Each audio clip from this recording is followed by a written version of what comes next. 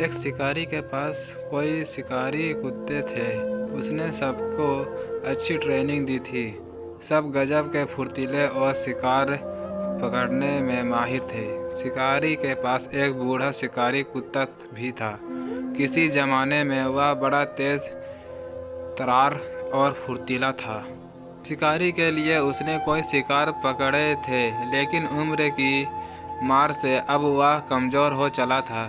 उसमें अब पहले जैसी फुर्ती नहीं रह गई थी, लेकिन शिकारी अब भी उसे शिकार पर ले जाता और बूढ़ा कुत्ता भी पूरा दम लगाकर शिकार पकड़ता। एक दिन शिकारी अपने सारे कुत्ते को लेकर जंगल में शिकार करने गया। वहाँ एक हिरन के पीछे सारे कुत्ते लग गए। हिरन जान बचाने के लिए तेजी से भागने लगा। कुछ देर में सारे कुत्ते बिछड़ गए और हिरन के पीछे भागना बंद कर दिया। लेकिन बूढ़ा कुत्ता भागता रहा। उसने हिरन के पास पहुंचकर अपनी दांत उसकी पीठ पर गड़ा दिए, मगर बूढ़े होने के कारण उसके कमज़ोर दांत टूट गए और हिरन उसकी चंगुल से निकलकर भाग गया। ये देख शिकारी को बूढ़े कुत्ते बहुत गुस्सा आया। उसने उसे मारने के लिए हंटर उठाया। बूढ़ा कुत्ता कातर दृष्टि से उसे देखने लगा, मानो कह रहा हो, उस बूढ़े को मत मारो, मैं अपने काम में अब भी समर्पित हूँ। मेरी इच्छा शक्ति अब भी मजबूत है। मेरा कमज़ोर बूढ़ा शरीर साथ नहीं दे पाया और शिकार मेरी पकड़ से निकल गया। मेरे जवानी के दिनों को याद करो, उस वक्त क्या था मैं, और अपने बुढ़ापे को याद करो। शिकार का हाथ रुक गया।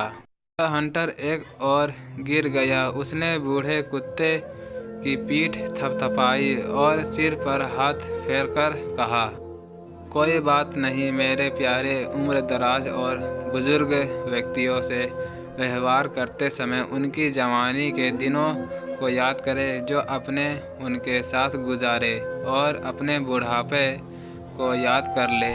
अगर हम माँ के प्यार और उसकी ममता का महत्व समझ नहीं पाते, हमें पैदा करने से लेकर हमारे पालन पोषण, हमारी हर इच्छा सहूलियत का ध्यान रखने तक माँ ना जाने क्या कुछ नहीं करती, और हम उसकी हर चीज़ को ले लेते हैं। सोनू को माँ ने सब्जियां लाने बाज़ार भेजा था। घर लौटकर उसने किचन में थैला रखा और माँ को आवाज़ देने लगा। माँ उसके छोटे भाई को कमरे में बैठकर होमवर्क करा रही थी। सोनू 22 साल का था और सबका छोटा भाई बंटी 4 साल का।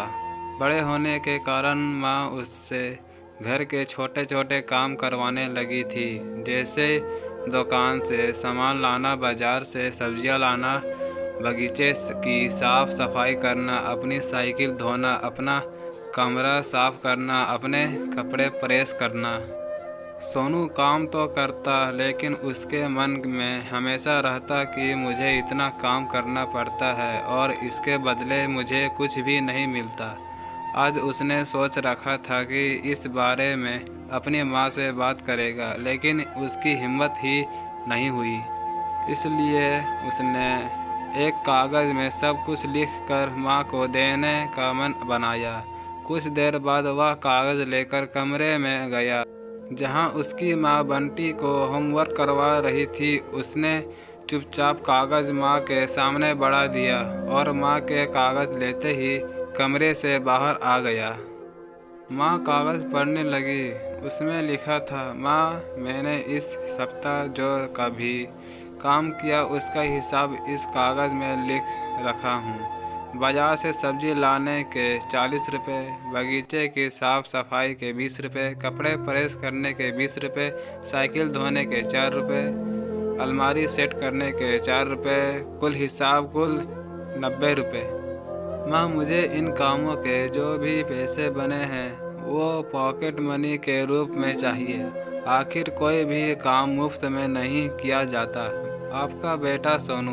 ये भी पढ़े पिता बेटी की दिल को छू लेने वाली छोटी कहानी। माँ बेटे का मैसेज पढ़कर मुस्कुराई, फिर एक कागज़ पर कुछ लिखने लगी। कुछ देर बाद वह आंगन में गई जहाँ झूले पर सोनू बैठा हुआ था। माँ ने कागज़ उसके आगे बढ़ा दिया। सोनू ने कागज़ लिया और पढ़ने लगा। कागज़ में लिखा था, बेटा तुमने अपना हिसाब दिया, अब मेरी बारी है। ये मेरा हिसाब, 9 महीने मैंने तुम्हें अपने आँख में रखा, उसकी कीमत कुछ नहीं। तुम भूखे होते थे तब तुम्हें अपना दूध पिलाने की कीमत कुछ नहीं।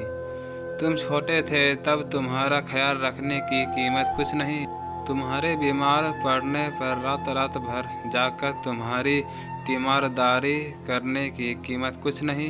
इन सबसे बढ़कर तुम्हारे लिए मेरे प्यार की कीमत तो लगाई ही नहीं जा सकती, वो तो अनमोल है। ये पढ़कर सोनू की आंखों से आंसू बहने लगे। वो भागकर अपनी माँ के पास गया और उनसे लिपट कर बोला, सॉरी मामी, मैंने कभी सोचा ही नहीं कि आपने मेरे लिए क्या क्या किया, कितनी तकलीफ़ें सही है। I love you mummy. मैंने वो कागज़ लिया और उसमें लिखा, सीख, माँ का प्यार अनमोल है, उसकी कीमत ना लगाई जा सकती है, ना चुकाई जा सकती।